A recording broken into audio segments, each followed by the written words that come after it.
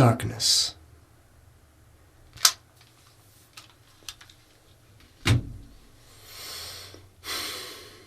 It's covering the earth. It's thick. See, this darkness is people.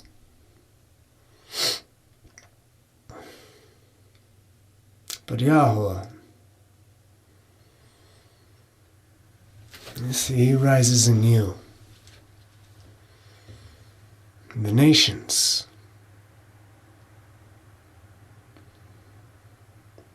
they shall come to your light.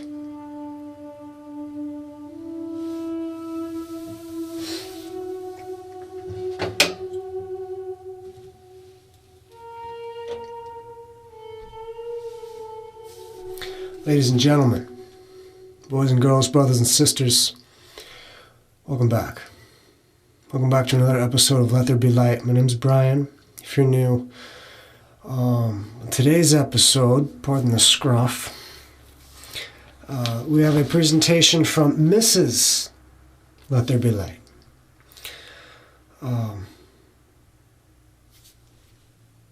The plagues of Exodus, Shemoth, paired with Revelation.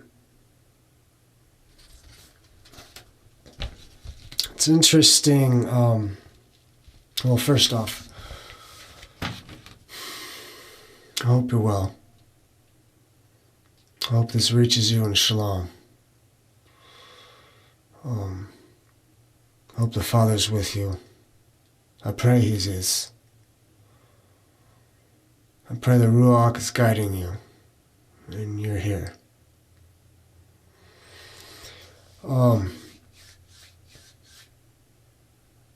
It's interesting how all the plagues, the blood, the frogs, the flies, the pestilence, the boils, the hail, the locusts, the darkness, and the death are all so closely related to Revelation. So, let's bust into this. This is a comparative note study.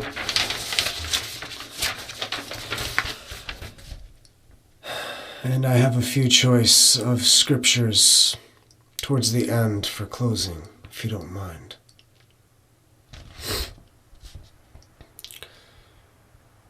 The first plague.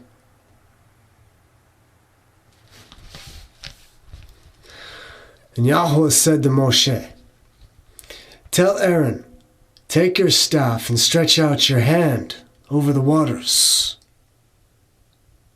of Egypt, over the rivers and canals and ponds and all the reservoirs, that they may become blood. There will be blood throughout the land, even in the vessels of wood and stone." Moshe and Aaron did just as Yahweh had commanded, in the presence of Pharaoh and his officials. Aaron raised the staff and struck the water of the Nile, and all the water was turned to blood.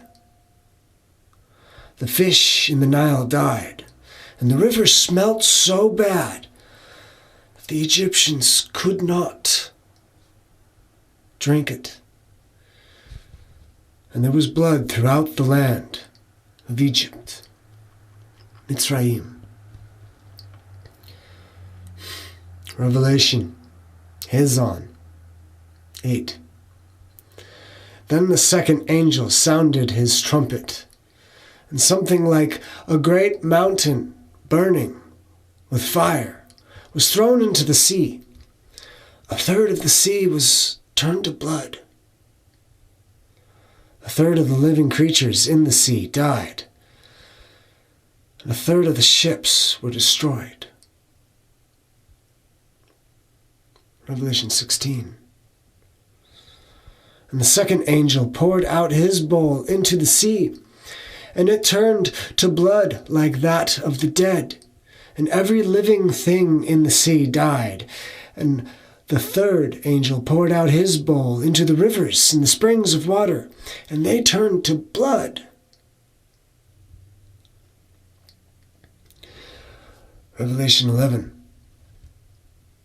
These witnesses have the power to shut the sky so that no rain will fall during the days of their prophecy.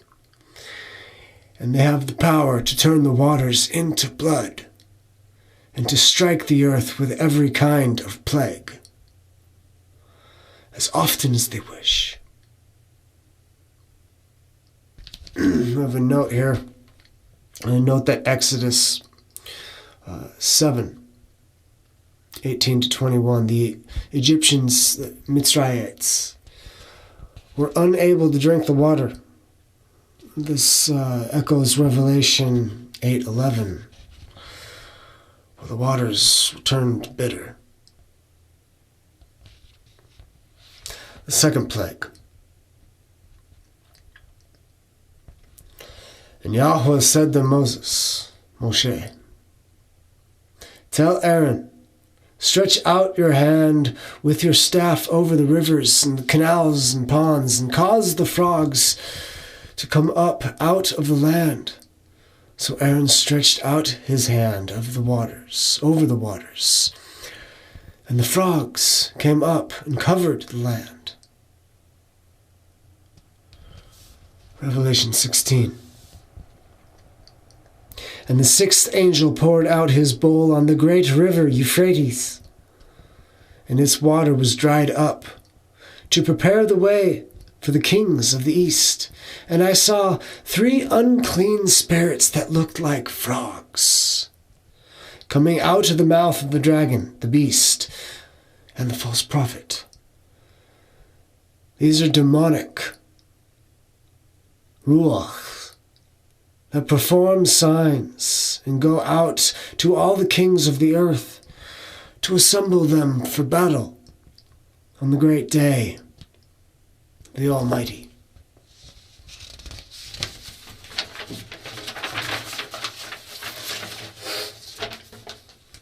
Third plague.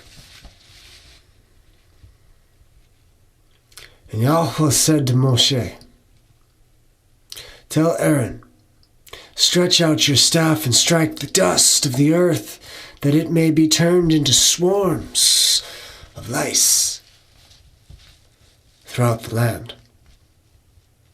This they did, and when Aaron stretched out his hand with his staff and struck the dust of the earth, lice came upon man and beast, and all the dust of the earth turned into lice throughout all the land.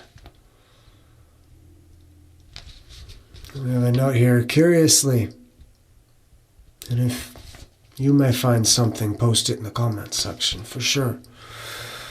She could not find a parallel in Revelation concerning a plague of lice, necessarily. Neither could I. But perhaps it's one and the same with the fourth. So, fourth plague. Then Yahweh said to Moshe, get up early in the morning, and when Pharaoh goes out to the water, stand before him and tell him that this is what Yahweh says.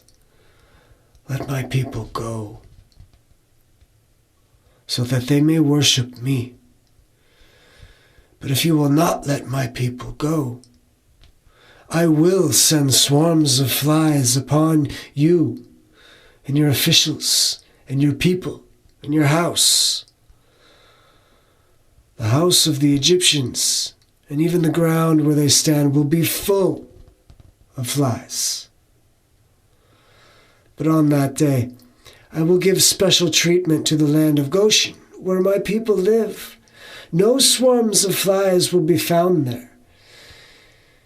In this way you will know that I, Yahweh, am in the land, and will make a distinction between my people and your people.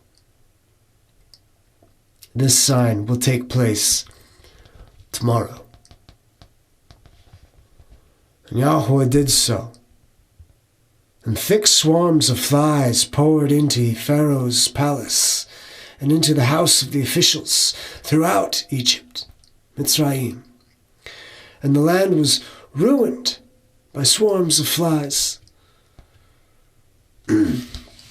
Note in Hebrew, the phrase flies can also be translated as swarms of flies or swarms of wild beasts. The meaning of flies in Hebrew culture is associated with impurity and decay and death. Revelation 6. Then I looked and saw a pale green horse. Its rider's name was Death. And Hades followed close behind. And they were given the authority over 1/4 of the earth to kill by sword, by famine, and by pestilence, and by the beasts of the earth.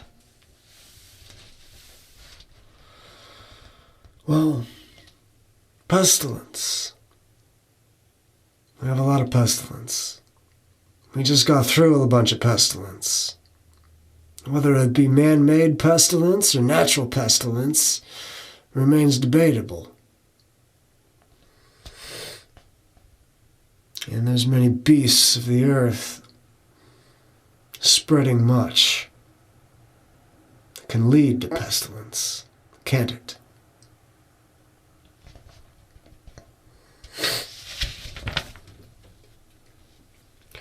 The 5th plague.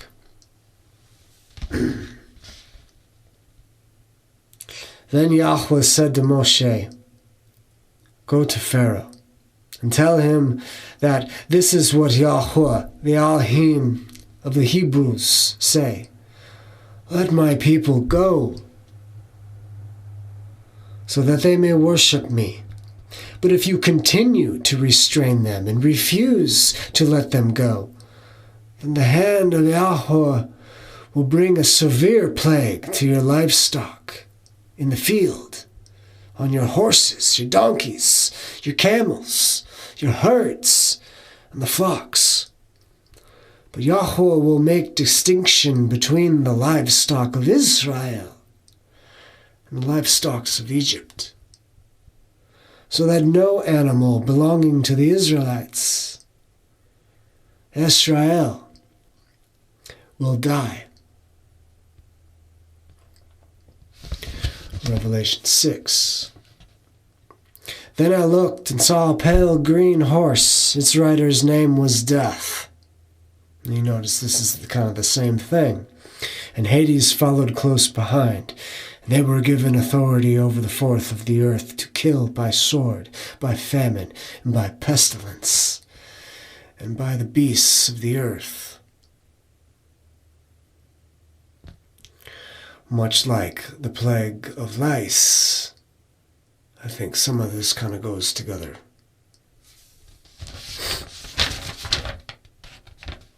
The 6th plague. Then Yahweh said to Moshe and Aaron, "Take handfuls of soot from the furnace in the sight of Pharaoh. Moshe is to toss it in the air, and it will become fine dust over the land of Egypt, Mitzrayim. And festering boils will break out on man and beast throughout the land."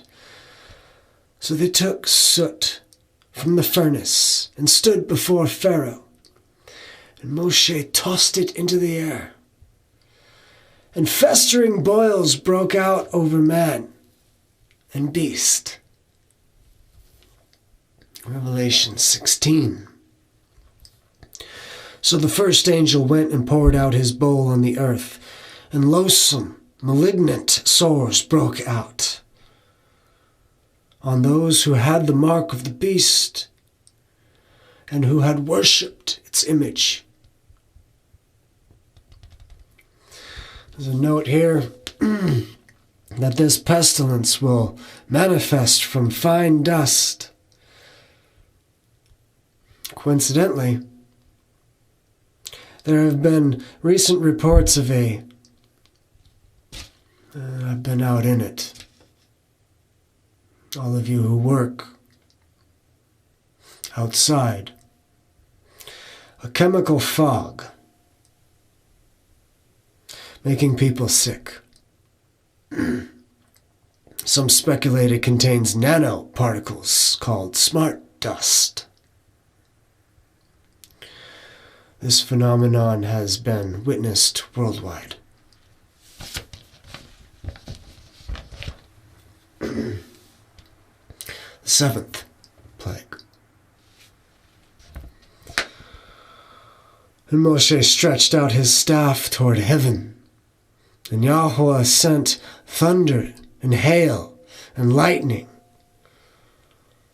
And Yahawah rained down hail upon the land of Egypt. So there was hail, and fire mingled with hail, very grievous, such as there was none like it in all the land of Egypt since it became a nation. Throughout the land of Egypt, the hail struck down everything in the field, both man and beast. It beat down every plant of the field, and stripped every tree. The only place where it did not hail was in the land of Goshen, where the Israelites, Israel, lived. So they had a little sanctuary, a distinction between the world and the people of Yah. Revelation 16. And there were voices, and thunders, and lightnings, and there were great earthquakes. No earthquake like it had ever occurred since mankind had been on the earth. So tremendous was the quake. And there fell upon men a great hail out of heaven, every stone about the weight of a talent. How much is a talent? Scholarly consensus says it's about 45 pounds. So, hailstones, about the size of a bag of chicken feed, coming at you at full force. And men blasphemed Yah because of the plague of hail. For the plague thereof was exceedingly great. And also, Revelation 8. Then the first angel sounded his trumpet, and hail mingled with fire and blood were hurled down upon the earth.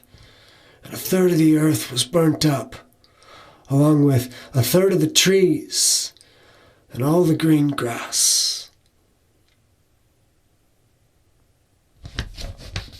The eighth plague. We're almost done, there's only 10. Then Yahweh said to Moshe, "Stretch out your hand over the land, so that locusts may swarm over it and devour every plant in the land, everything that the hail had left behind." So Moshe stretched out his staff over the land, and throughout that day and night Yahweh sent an east wind across the land. By morning, the east wind had brought in the locusts. The locusts swam across the land and settled over the entire territory of Egypt.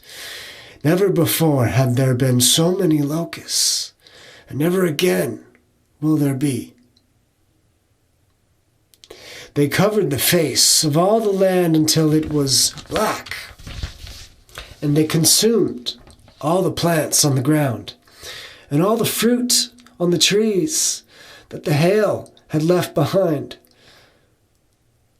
Nothing green was left on any tree or plant in all the land of Egypt. Mitzrayim. Revelation 9. And out of the smoke, locusts descended on the earth. And they were given power like that of the scorpions of the earth. And they were told not to harm the grass of the earth or any green plant or tree, but only those who did not have the seal of Yah on their foreheads, in their minds. A personal conviction of belief.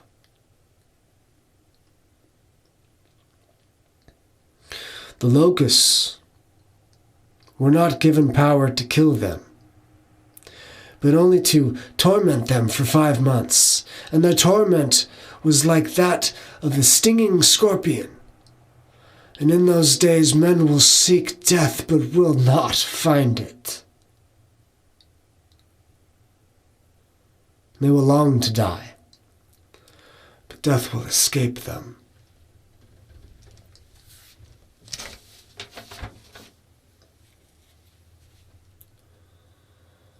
The 9th plague. The 9th plague is different. We're going to get a little bit more extensive.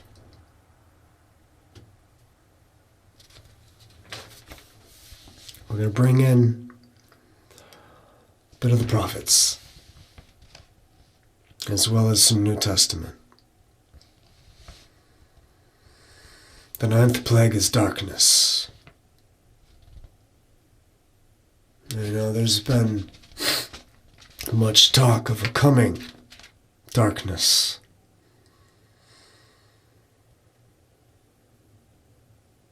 If the Word and the Torah and the law and the love is His light,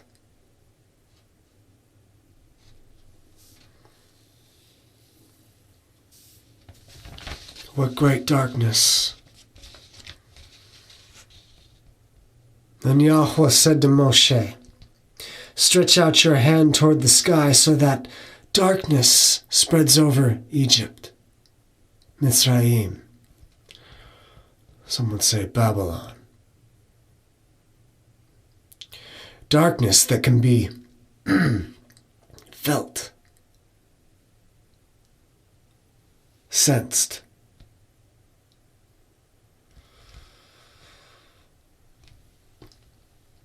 Presenced.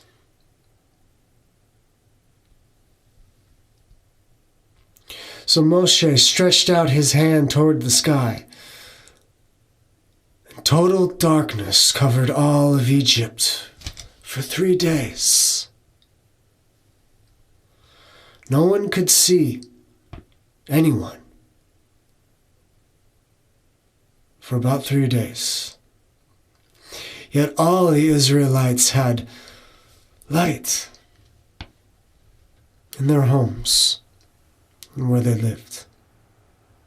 So once again, there was a distinction for His people.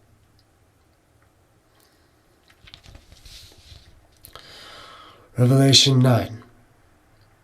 And the 5th angel sounded his trumpet, and I saw a star that had fallen from heaven to the earth. It was given the key to the pit of the abyss. And the star opened the pit of the abyss. Smoke rose out of it like the smoke of a great furnace. And the sun and the air were darkened.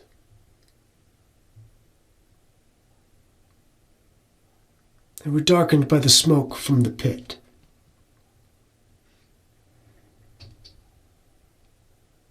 Revelation 16. And the 5th angel poured out his bowl on the throne of the beast, and its kingdom was plunged into darkness. And men began to gnaw their tongues in anguish and curse Yah, of the heavens. For their pains and their sores, yet they did not repent of their deeds. And much like Pharaoh, correct? These plagues kept coming. And they were so consumed in their own pride, his own pride. He never repented until it got to the far end, to his breaking point. But we'll get to that. Revelation 6. When the Lamb broke the sixth seal, I looked, and there was a great earthquake, and the sun became as dark as sackcloth, and the moon became like blood. Well, we know that when there's a wildfire, and there's smoke in the air, and at night when the moon is out, well, it's not a bright light, is it? It looks like the color of blood. So, I would have to liken this Revelation 6 to Revelation 9, where the smoke came out of the great furnace, and the sun and the air were darkened by the smoke from the pit, which made the sun as dark, looking through sackcloth.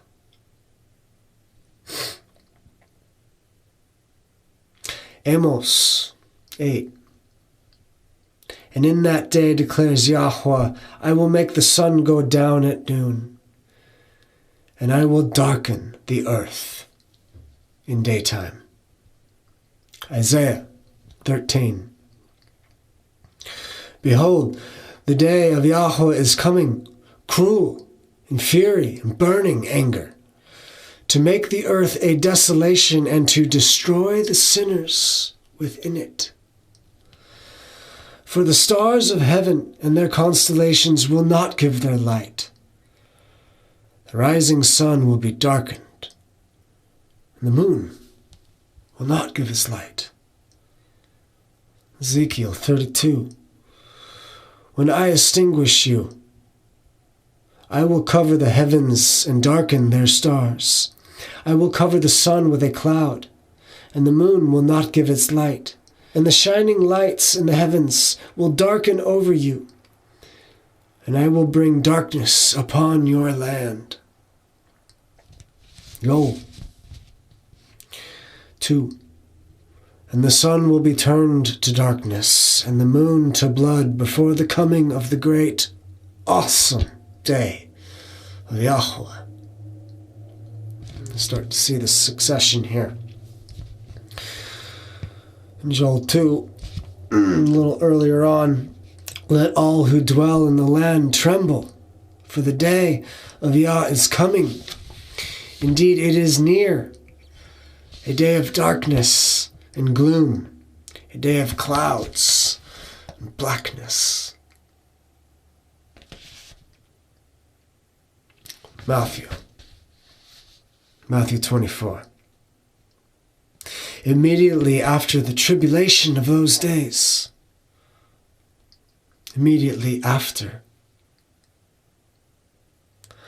the sun will be darkened, and the moon will not give its light, and the stars will fall from the sky, and the powers of the heavens will be shaken.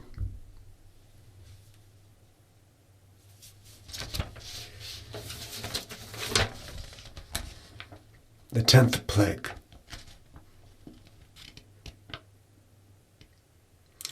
Moses had announced to Pharaoh, this is what Yahweh says.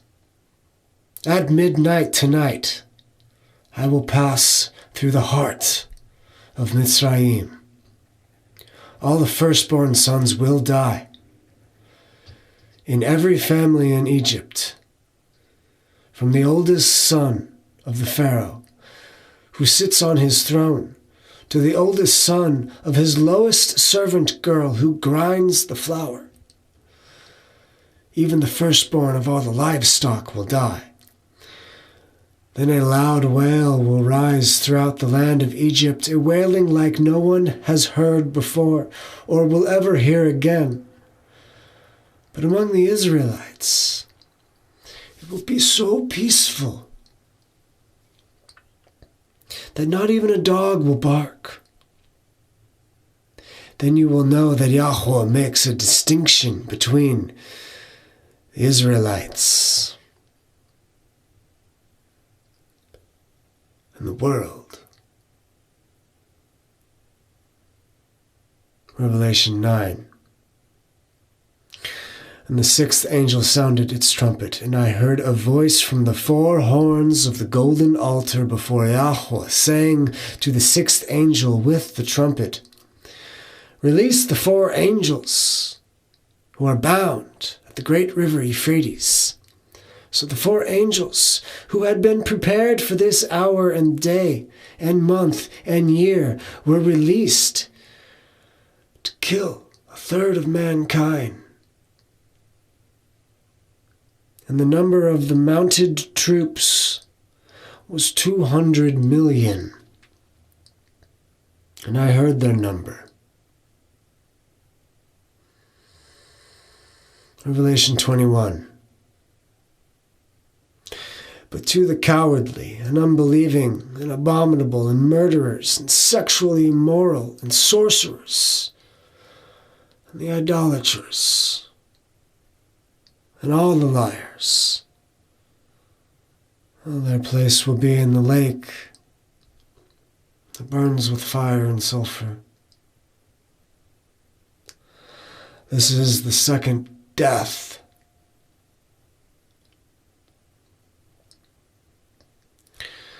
Revelation 6. And then I looked and saw a pale green horse. Its rider's name was Death. And Hades followed close behind. And they were given authority over a fourth of the earth, to kill by the sword, and by famine, and by pestilence, and by the beasts of the earth.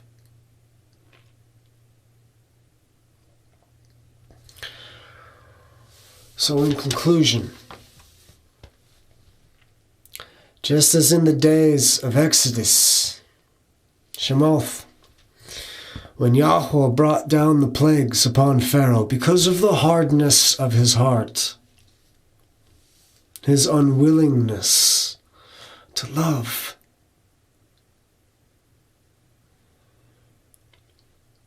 his greed,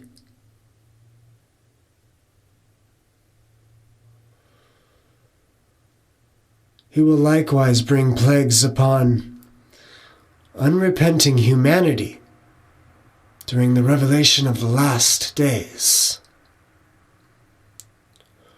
Yahawah shows a distinction between his set-apart people and the nations who don't know him. The sifting of the wheat from the tares is now taking place.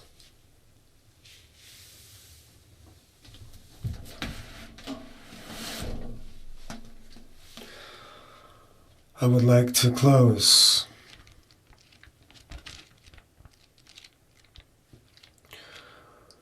with a section in Luke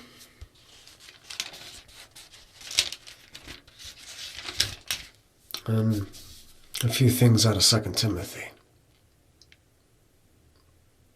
I hope you're well. I hope you have patience and a lot of love.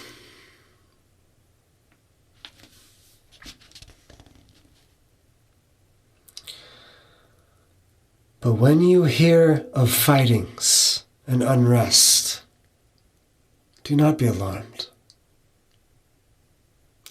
For these have to take place first, because the end is not immediate. You see, nation shall rise against nation, and reign against reign. And there will be great earthquakes in various places, and scarcities of food, deadly diseases. And there shall be horrors and great signs from heaven. But before all this, they will lay their hands on you and persecute you, delivering you up to the congregations and prisons, being brought before kings and rulers for my name.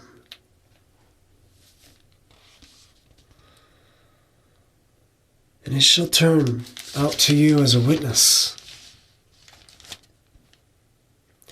And you shall be hated by all because of my name.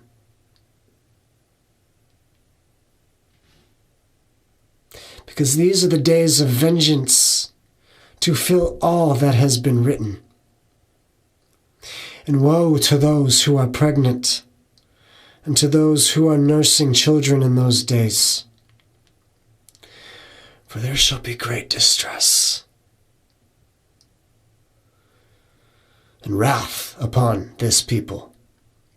And they shall fall by the edge of the sword, and be led away captive into all nations.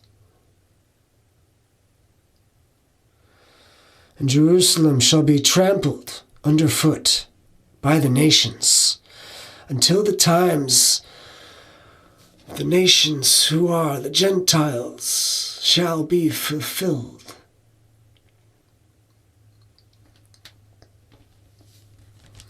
And there shall be signs in the sun and moon and stars on the earth,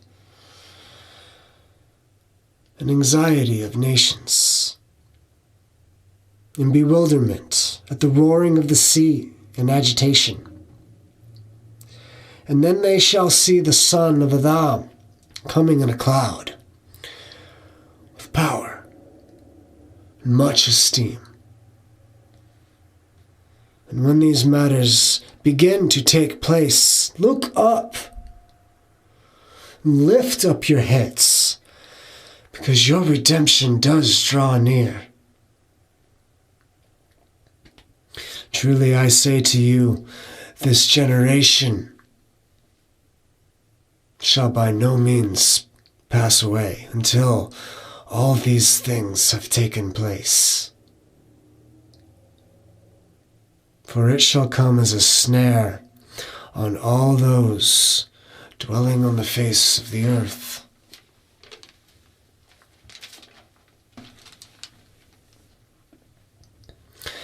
And you must know this,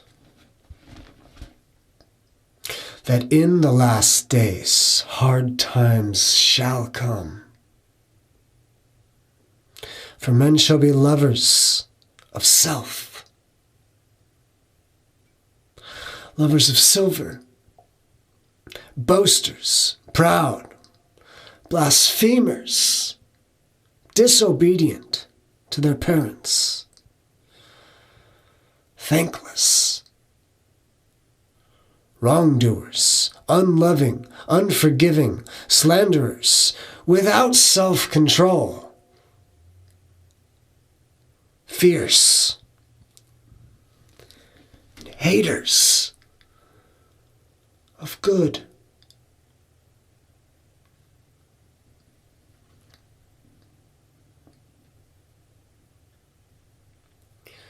betrayers, reckless.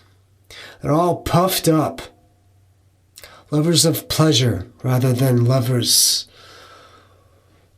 of the Most High. They all have a form and a reverence of power, but they deny it. You must turn away from these. For among them are those who creep into households and captivate women who are loaded down with sins and various lusts, always learning and never able to come to the knowledge of truth.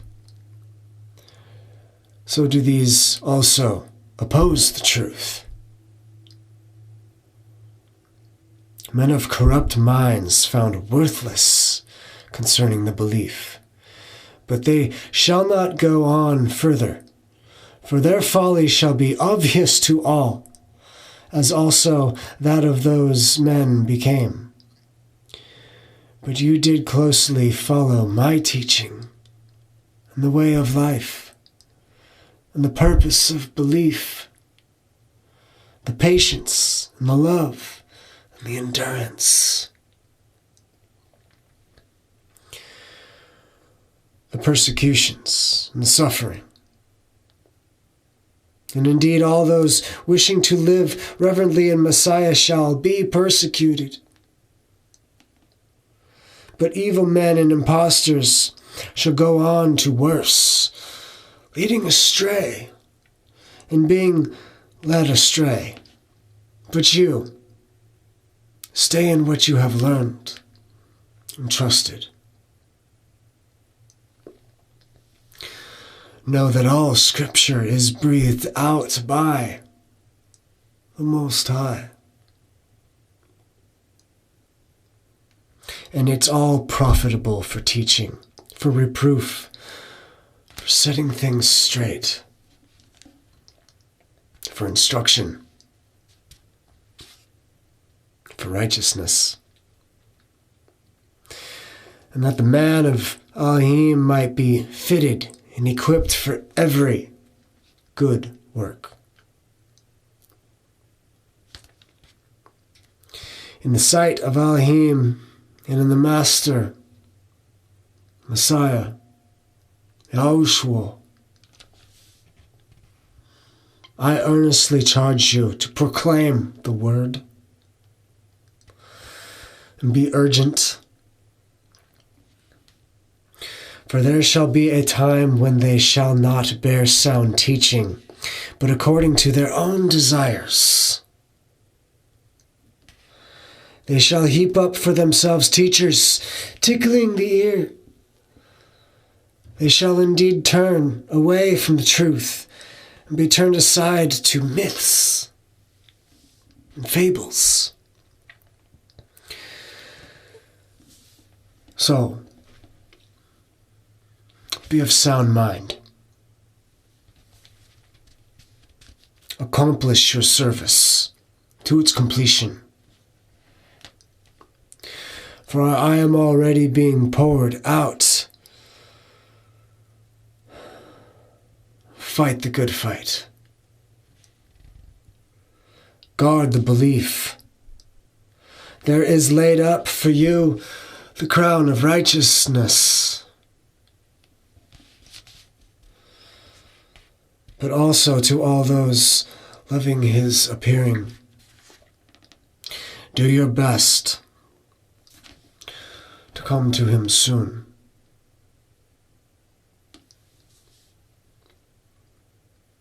Luke, he is with me. But I'll also take along Mark and John, Matthew. Bring them, for they are of good service to me. Bring the cloak that I left,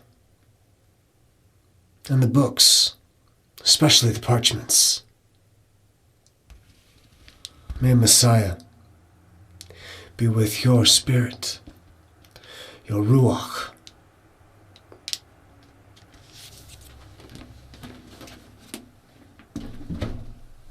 And favor be with you.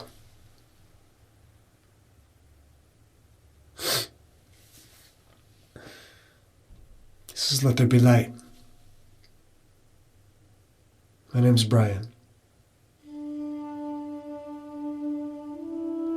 Shalom.